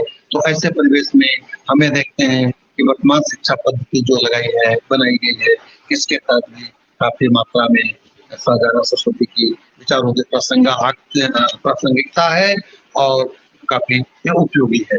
दूसरी किसान से सुधार जो बिल आया है, कृषि सुधार संबंधी बिल 2020, इसके संदर्भ में भी कुछ हम चर्चा करना चाहेंगे। इसमें मुख्य रूप से 3 बिलों की बात कही गई है। पहले तो अध्यादेश जारी किया गया जल्दी राष्ट्रपति के निर्देश से, जो उनकी एक्ट आर्टिकल कॉन्स्टिट्यूशन के 123 के तहत अध्यादेश जारी कर दिया गया। बाद में पार्लियामेंट में दोनों सदनों में पास किया गया, राष्ट्रपति उसे सिग्नेचर करके कानून बना दिए। तो जो है इसमें मुख्य रूप से 3 है। एक है आवश्यक वस्तु अधिनियम बिल, जिसमें कि विशेष रूप से भंडारण की बात कही गई है। स्वामी सहजानंद सरस्वती शुरू से कहा करते थे कि किसानों को जो समृद्धि चाहते हैं उसको भंडारण की व्यवस्था होनी चाहिए। भंडारण के अभाव में किसान का जो उत्पादन होता है वह तरीके से नहीं हो पाता है और सरकारी स्तर पर भंडारण की बात की जाती है। जो भंडारण के लिए आपके यहाँ एफसीआई गोदाम की व्यवस्था की गई है। एफसीआई गोदाम भी जो है वो आपके पीएल 480, पिछले लेक्चर में प्रोफेसर केपी शर्मा ने काफी इस पर चर्चा किया था कि पीएल 480 के तहत ही एफसीआई के गोदाम बनाए गए हैं, जो पुराने तरीके से ही हैं और वहाँ पर ये सब किया गया है। तो यहाँ पर जो भंडारण की जो सीमा थी वह खत्म हो गई है। अब किसान अपना भंडारण कर सकता है, सरकार भी भंडारण कर सकता है। केवल युद्ध और आपदा समय में भंडारण पर रोक लगाने की बात की गई है और इसके तरह यह देखा गया है कि किसान भी भंडारण कर सकते हैं अपनी क्षमता के अनुसार, सरकार भी भंडारण कर सकते हैं, व्यापारी भी भंडारण कर सकते हैं। फिर भी सड़क पर लोग, इससे किसानों को क्या फायदा होगा? किसान के पास तो भंडारण की जगह है नहीं, इसलिए किसान कहाँ भंडारण करेंगे?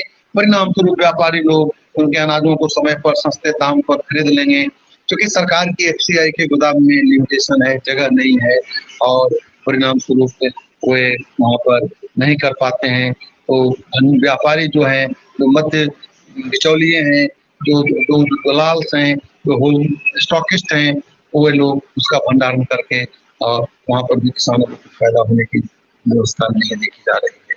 दूसरा जो उसका अधिनियम पावर जो है वो आता है कि कृषक मूल्य आश्वासन पर बंदोबस्त सुरक्षा समझौता का जो ये था, यानी कॉन्ट्रैक्ट फार्मिंग की बात कही गई थी।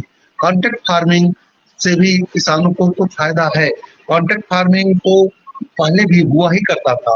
पहले जो साझा अनुसंधान ने चर्चा किया है कि जो चीनी मजदूरों के साथ, चीनी मिल मालिकों के साथ, गन्ना उत्पादकों के साथ मिल मालिक समझौता करता था, तुम्हारा हम उत्पादन लेंगे, ये रेट फिक्स वगैरह करता था। काफी उस पर साझा अनुसंधान ने चर्चा किया है कॉन्ट्रैक्ट फार्मिंग पर। लेकिन आज कॉन्ट्रैक्ट फार्मिंग क्या मुनाफा का सौदा है, क्या नुकसान का, ये एक चर्चा का विषय है। लेकिन यहाँ हम स्पष्ट करना चाहेंगे कि कॉन्ट्रैक्ट फार्मिंग से किसान को फायदा भी है और किसान को नुकसान भी है, क्योंकि वह जो मार्केट मैकेनिज्म पर निर्भर करता है, मार्केट स्ट्रक्चर पर निर्भर करता है, बाजार की मांग और पूर्ति पर निर्भर करता है। क्योंकि जब मान लीजिए कि एक गांव जो होंगे, जो बड़े बड़े ठेकेदार होंगे या बड़े बड़े जो इंडस्ट्रियलिस्ट होंगे, वह कॉन्टेक्ट करेंगे किसानों से, किसान से पूरे गांव के गांव ले लेंगे। और यदि वो आलू उत्पादन करने के ठेकेदार होंगे या आलू चिप्स बनाने वाले होंगे या पोटैटो वाले होंगे, पूरे गांव में कहेंगे कि आलू पैदा कीजिए, मैं इतना रुपए आपको दूंगा। आपको ताजुब होगा, सरकार एमएसपी की बात करती है, लेकिन एमएसपी में कितने किसान दे पाते हैं? एनएसएसओ के एक स्टडी के आधार पर कहा जाता है कि मात्र कृषि उत्पादन का 6% ही जो सरकारी गोदाम में जा पाता है, जो किसान दे पाते हैं, और तो खुले बाजार में ही बेच पा रहे हैं। ऐसे परिवेश में यह देखी जा रही है कि बड़ी बड़ी कंपनियां यदि किसानों से कांटेक्ट कर लेंगे कि आप उत्पादन करेंगे, हम अच्छी क्वालिटी की बीज टेक्नोलॉजी के लिए आपको ट्रेनिंग देंगे, प्रशिक्षण देंगे, पूंजी आपकी लगेगी, जो उत्पादन होगा हम इतनी कीमत पर खरीद लेंगे। मान लीजिए कि गेहूं का उत्पादन होता है, 20 रुपए किलो पर एग्रीमेंट हो जाता है। लेकिन यह एग्रीमेंट जो सरकार कर रही है, यही गलती कर रही है कि एग्रीमेंट वह मंडी के अधिकारियों से करने की बात कर रहा है। कल मान लीजिए कि जो आपका कॉन्ट्रैक्टर है, जो आपकी बड़ी बड़ी कंपनियां हैं, आपसे 20 रुपए किलो का कॉन्ट्रैक्ट करती है, लेकिन उस दिन बाजार में यदि उस वस्तु की कीमत 25 रुपए है या 30 रुपए है, ऐसे परिवेश में आप कहाँ जाएंगे? किसान चाहेगा बाहर भेजना, तो वहां तो चलो फायदा हो जाएगा, लेकिन यदि वस्तु की कीमत घट गई तो, कॉन्ट्रैक्टर भाग गया तो, बड़ी बड़ी कंपनियां चली गई तो, ऐसे परिवेश में यह प्राय देखा गया है अभी वर्तमान ही साल में कि जो एमएसपी प्राइस से मार्केट प्राइस जो था वह कम था। आज बिहार में जो मक्के की बात कही गई है वह 18 रुपए कुछ पैसे एमएसपी बताई गई है और बाजार में 12, 11, 10 रुपए उपलब्ध है। तो ऐसे परिवेश में यह जो बड़े बड़े कॉन्ट्रैक्ट फार्मिंग की बात कही गई थी, किसानों को एक और तो आश्वासन दिया जा सकता है, लेकिन जो एग्रीमेंट का जो तर्ज है वह मंडी के अधिकारी से है। अधिकारी आज हैं, अधिकारियों पर क्या भरोसा रह गया है, क्योंकि वही मंडी के जो अधिकारी हैं वे सरकारी गोदाम में जब किसान का जब अनाज का उत्पादन होता है तो नहीं ले पाते हैं, तरह तरह की बात करते हैं और अंत में किसान को विवश होकर के वस्तुओं को बाजार में बेचना पड़ता है और फिर वही बाजार से जो एफसीआई वाले हैं संपर्क बनाते हैं और अपना गोदाम भर लेते हैं। तो जो मंडी के अधिकारियों का क्या भरोसा, इसलिए यहाँ पर पूरी सुधार करनी चाहिए थी कि जब तक जो गांव के रिप्रेजेंटेटिव्स हैं, ग्रामीण मुखिया हैं, गांव के जो सरपंच हैं, तो गांव की जब जमीन की बात कर रही हैं तो ग्राम रिप्रेजेंटेटिव्स के द्वारा एग्रीमेंट हो, ऐसे परिवेश में कुछ किया भी जा सकता था। तीसरी जो बात है एपीएमसी की जो बात कही गई है कि सरकार जो है जिसको हम कहते हैं farm produce trade commerce promotions and facilities bill 2020 यानी कृषि उत्पादन व्यापार और वाणिज्य बिल 2020, इसमें जो एपीएमसी की बात कही गई है, खुला बाजार में भी बेच सकते हैं, मंडी में भी बेच सकते हैं, लेकिन किसानों को ऐसा लग रहा है कि एमएसपी हटा देगी सरकार। एमएसपी क्यों सरकार हटाएगी? क्योंकि सरकार तो फूड सिक्योरिटी बिल लागू करके निश्चित कर चुका है कि हमें खेतिहर मजदूर को जो है उसे अन्नपूर्णा योजना के तहत या फूड सिक्योरिटी बिल के तहत 2 रुपए, 1 रुपए, 3 रुपए चावल, गेहूं और अन्य अनाज, मोटे अनाज देना है।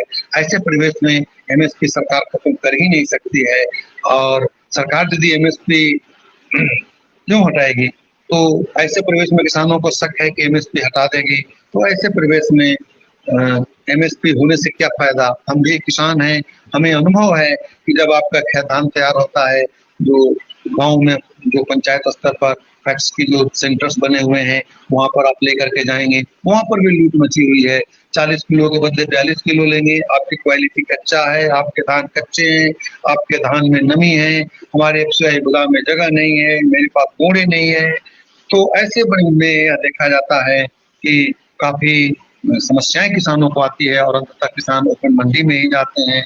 तो मंडी की स्वतंत्रता है, किसान मंडी में कहीं से कहीं बेच सकता है। इसके लिए जो शाहजहां सरस्वती ने तकनीकी की बात कही थी, तकनीकी की बात करनी चाहिए। और आज में मॉडर्न टेक्नोलॉजी ला करके सप्लाई चेन के माध्यम से, टेलीफोन, मोबाइल और इंटरनेट के माध्यम से किसानों को इससे फायदा होगा, स्वतंत्रता होगी। यदि आज बाजार में प्याज सस्ता है, आपके बाजार में सस्ता है, मध्य प्रदेश में महंगा है, तो आप वहाँ के व्यापारियों से कांटेक्ट करके अपने सप्लाई चेन के माध्यम से, इंफ्रास्ट्रक्चर के माध्यम से, इंटरनेट के माध्यम से ऑनलाइन आप एक्सचेंज कर सकते हैं, वस्तुओं को बेच सकते हैं और ये कर सकते हैं। इसके साथ साथ यह कहा जाता है कि जो हमारे पास अभी काफी फूड पार्क की कमी है, जहाँ पर कि हम भंडारण कर सकते हैं, इसका अभाव है। तो इसके लिए सबसे बढ़िया है कि सरकार को चाहिए था कि एक रेट फिक्स कर दे कि हम इतने से कम में आपकी अनाज न लेंगे। कानून बना दे कि यदि कोई भी व्यक्ति 20 रुपए से नीचे यदि गेहूं खरीदने के लिए बाध्य करता है या खरीदता है, ऐसे परिवेश में कानूनी कार्रवाई उस पर की जा सकती है और किया जा सकता है। आज आप देखें, जो बाजार जो है वो क्या है, मंडियां किसके नियंत्रण में है? कोई सरकार वकार के नियंत्रण में नहीं है, सब सरकारी कर्मचारी भी वहां बैठे हुए हैं। वास्तविकता है कि बाजार समिति बिके हुआ है। आप पंजाब को देख लीजिए, पंजाब हरियाणा का मार्केट जो अनाज का भंडार कहा जाता है, अनाज उत्पादन का बहुत बड़ा केंद्र माना जाता है, वह कुछ खास बादल परिवार या कुछ खास उद्योगपतियों के हाथ का कठपुतली बना हुआ है। पूरे मंडी पर इन लोगों का मोनोपोली है।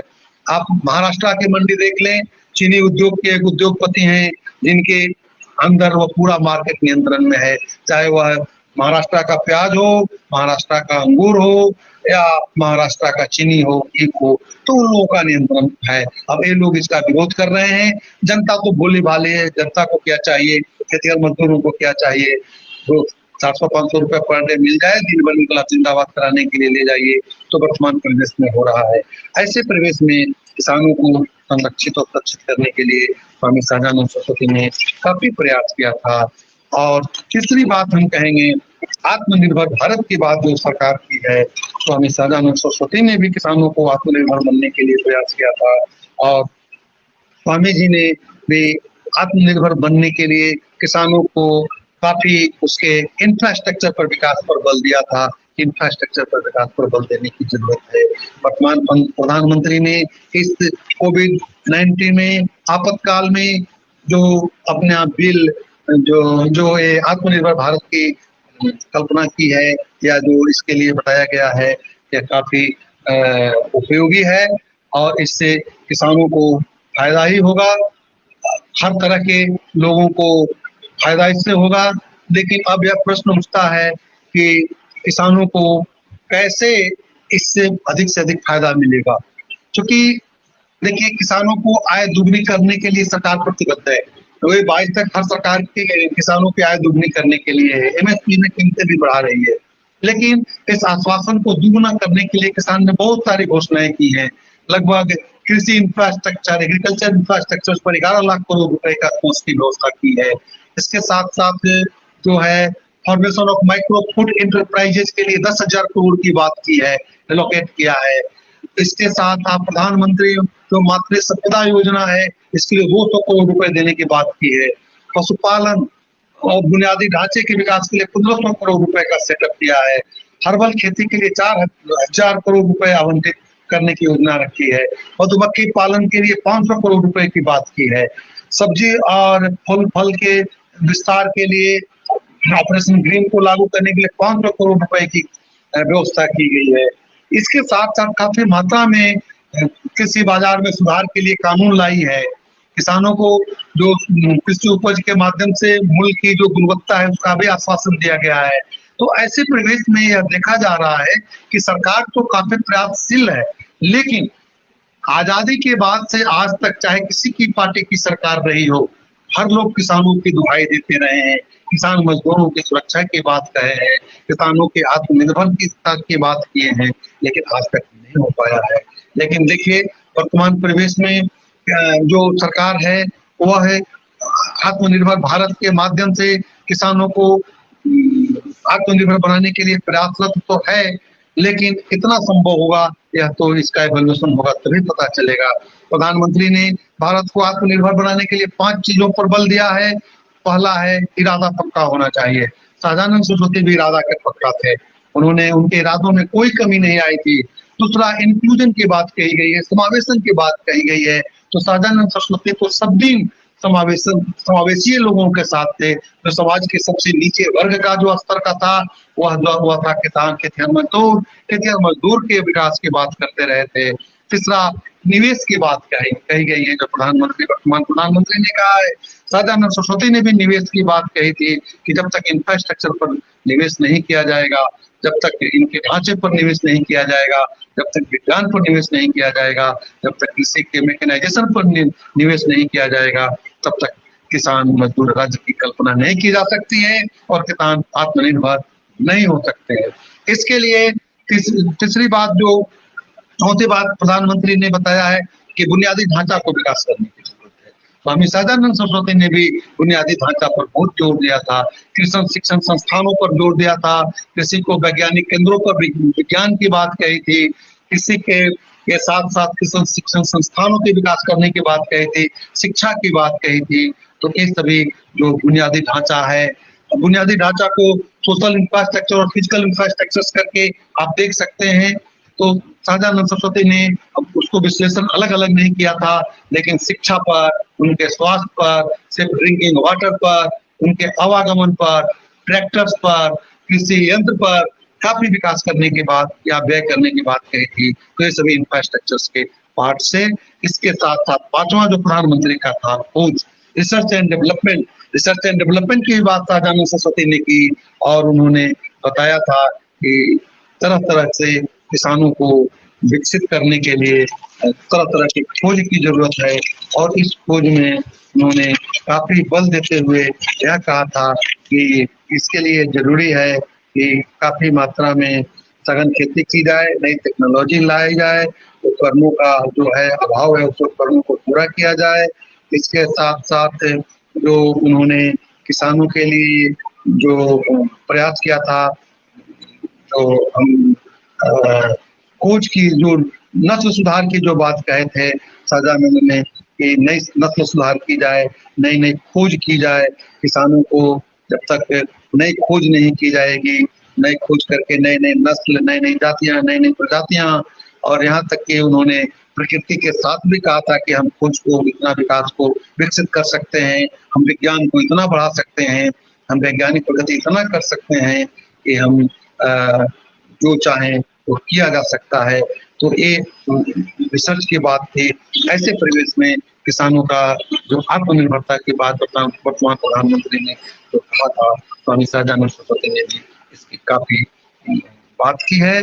और इसके साथ साथ अब हम वर्तमान प्रधानमंत्री की जो आत्मनिर्भर भारत की बात कही गई है, इस आत्मनिर्भर की भारत की बात कहेंगे हम। यदि विश्व के स्तर पर तुलना करते हैं, इंफ्रास्ट्रक्चर की तुलना करते हैं, तो हम देखते हैं सबसे बेसिक चीज है इंफ्रास्ट्रक्चर्स में इलेक्ट्रिसिटी, बिजली की बात हम करते हैं। आपको ताज्जुब होगा कि आज भी भारत में प्रति व्यक्ति जो बिजली की खपत है या जो उत्पादन है वह है विश्व के औसत उत्पादन से काफी कम है। आज विश्व का औसत उत्पादन 2674 किलोवाट पर पर्सन पर ईयर है, लेकिन भारत का आज भी 1181 किलोवाट पर पर्सन पर ईयर है। जबकि आपसे चाइना 4 गुना है, यूएस से लगभग 10 गुना है। तो ऐसे परिवेश में बिजली का उत्पादन और बिजली का उपभोग हमारे यहाँ काफी कम है। इसके साथ-साथ यदि हम देखते हैं कि शिक्षा की बात करते हैं, तो शिक्षा में हमारी लिटरेसी अभी कम है, पूर्ण हम लिटरेट ही नहीं हो पाए हैं। शिक्षा पर काफ़ी कम मात्रा में व्यय किया जा रहा है। प्राइमरी शिक्षा की बात तो हम नहीं करना चाहें, हम चाहेंगे जो हायर एजुकेशन की बात करना चाहेंगे। अभी भारत के ग्रॉस एनरोलमेंट रेशियो जो होता है, वो मात्र 26.3% 2019 में है, जबकि 2019 में चाइना 51.6% है। चाइना ने जो अपना विकास किया है 1991 के समय यदि आप आंकड़े को देखेंगे तो भारत का ग्रॉस एनरोलमेंट रेशियो 7-8% था। उस समय चाइना का ग्रॉस एनरोलमेंट रेशियो 5-6% था हायर एजुकेशन में, लेकिन आज चाइना 51% हो गया है। कनाडा 68.92% है, यूएसए 88.17% है, यूके 60% है और जर्मनी में 70% ग्रॉस एनरोलमेंट रेशियो है, लेकिन भारत में आज भी 26% है। तो जब चूंकि क्यों हमारे विद्यार्थी विदेश में शिक्षा के लिए जा रहे हैं, अमेरिका जा रहे हैं, कनाडा जा रहे हैं, ऑस्ट्रेलिया जा रहे हैं, क्योंकि हमारे यहाँ शिक्षण संस्थाओं की गुणवत्ता नहीं है, शिक्षण संस्थाओं का उपलब्धता नहीं है। ऐसे परिवेश में यह देखा जाता है कि हमें इस पर व्यय करने की जरूरत है। दूसरा जो स्वास्थ्य के संदर्भ में भी हम बताना चाहेंगे, शिक्षा पर सरकार खर्च कितना करती है? बहुत कम, 3% से ज्यादा जीडीपी का खर्च नहीं कर पा रही है। उसी तरह से जो विकसित देश हैं, विकसित देशों में जो शिक्षा पर व्यय किए जा रहे हैं, काफी हेल्थ पर भी काफी व्यय किए जा रहे हैं। वर्ल्ड का जो एवरेज है वह एक्सपेंडिचर जो किया जा रहा है जीडीपी का 4.49% स्वास्थ्य पर, जबकि भारत में जीडीपी का 3% स्वास्थ्य पर खर्च किए जा रहे हैं। चाइना 4% कर रहा है, यूएसए 6% कर रहा है। तो इस तरह से हम देखते हैं कि हमारे यहाँ पब्लिक एक्सपेंडिचर्स और प्राइवेट एक्सपेंडिचर्स में शिक्षा पर या स्वास्थ्य पर पब्लिक एक्सपेंडिचर कम है, प्राइवेट एक्सपेंडिचर ज्यादा हो रहा है। तो ऐसे डॉक्टर की उपलब्धता भी हमारे यहाँ कम है, हेल्थ इंफ्रास्ट्रक्चर कम है। तो इंफ्रास्ट्रक्चर को विकसित करने की जरूरत है और चैन जो सप्लाई चैन है अनवरत पूर्ति होनी चाहिए। साथ साथ स्वामी सहजानंद सरस्वती ने सॉइल हेल्थ की भी बात कही है। सॉइल हेल्थ की बात कही है जो आईसीएआर के द्वारा जो मिट्टी परीक्षण की बात कही जाती है।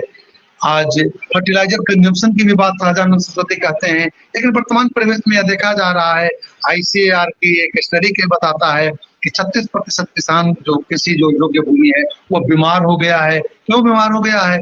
हम अधिक मात्रा में पेस्टिसाइड का प्रयोग कर रहे हैं, अधिक मात्रा में हम उर्वरा खाद का प्रयोग कर रहे हैं, जिससे कि ज्यादा होने से मिट्टी में सूक्ष्म जीवों का प्रतिवर्ष खत्म होते चला जा रहा है।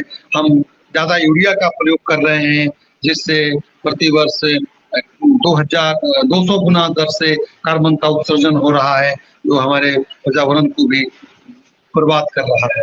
तो वाटर पर चिंता व्यक्त किया था सहजानंद सरस्वती ने कि जो हमारा वाटर टेबल है वह घटता चला जा रहा है।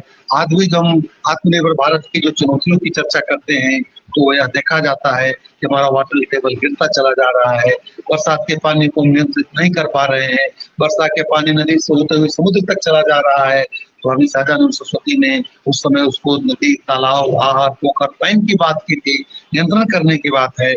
और जो कृषि वैज्ञानिक प्रोफेसर मंगला राय ने भी स्पष्ट कहा है कि किसानों को पानी का नियंत्रण करना चाहिए, जमीन की उर्वरता बरकरार रहेगी, जमीन की नमी बरकरार रहेगी, उत्पादकता बढ़ेगी। इसके लिए उन्होंने मेड़ों पर बल दिया है कि किसान अपने मेड़ों को बना करके रखे, मेड़ों को ऊंचा करके रखे और इससे वाटर टेबल भी अच्छा होगा और ऊपर बात भी बढ़ती रहेगी। तो केचुआ वर्मिंग कंपोस्ट की सहजानंद सरस्वती के समय पेस्टिसाइड और फर्टिलाइजर की बहुत ज्यादा उपयोग नहीं हो रहा था। खाद में जो देसी खाद ऑर्गेनिक फार्मिंग की बात कही गई थी, तो सहजानंद सरस्वती ने जो बातें कही हैं वो आज के संदर्भ में बहुत बड़ा उपयोगी है, बहुत बड़ा उसकी महत्ता है। किसान को भगवान माना है और वही जो किसान है जो आज भोजन लोगों को करा रहा है। तो किसान और कृषि वैज्ञानिक दोनों आज धन्यवाद के पात्र हैं, साधुवाद के पात्र हैं कि देश की बढ़ती हुई जनसंख्या को भोजन कराने के लिए प्रतिबद्ध हैं, भोजन आत्मनिर्भर कृषि के क्षेत्र में बना रहे हैं।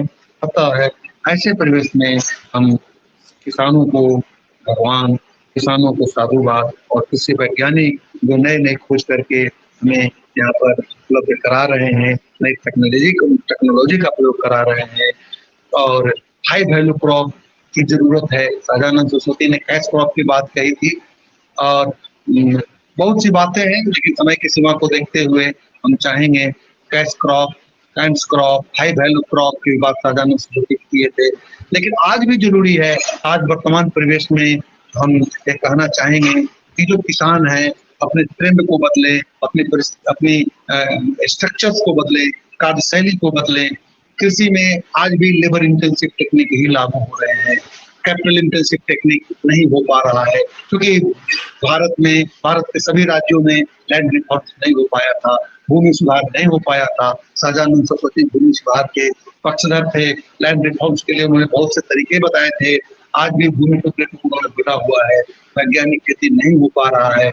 ऐसे परिवेश में जरूरी है कि वैज्ञानिक खेती के लिए भूमि में सुधार किया जाए और भूमि में सुधार करके किसान ट्रेडिशनल क्रॉप को छोड़ें, ट्रेडिशनल क्रॉप पर ही बहुत ज्यादा आश्रित नहीं रहे, अपने जमीनों में फसल चक्र के आधार पर हाई वैल्यू क्रॉप को भी लगाने का प्रयास करें। कोई जरूरी नहीं है कि चावल और गेहूं का भी हम उत्पादन करें, हम मूंगफली का उत्पादन कर सकते हैं, हम तिल का उत्पादन कर सकते हैं, हम हाई वैल्यू क्रॉप का उत्पादन कर सकते हैं और उत्पादित वस्तुओं को हम प्रोसेस करें, प्रोसेस करके हम उसका श्रेणीकरण करें, क्योंकि अच्छी कीमत लेने के लिए, अच्छे माल लेने, पैसा लेने के लिए उसकी जरूरत है कि उनके उत्पादित वस्तु हैं उसका ग्रेडिंग करें, उसका उसपे प्रसंस्करण करें, श्रेणीकरण करें, उसपे भंडारण की व्यवस्था करें, संवर्धन करें, मूल्य संवर्धन होगा, विविधीकरण होगा, तभी वह वाणिज्य के रूप में ऑथेंटिक होगा।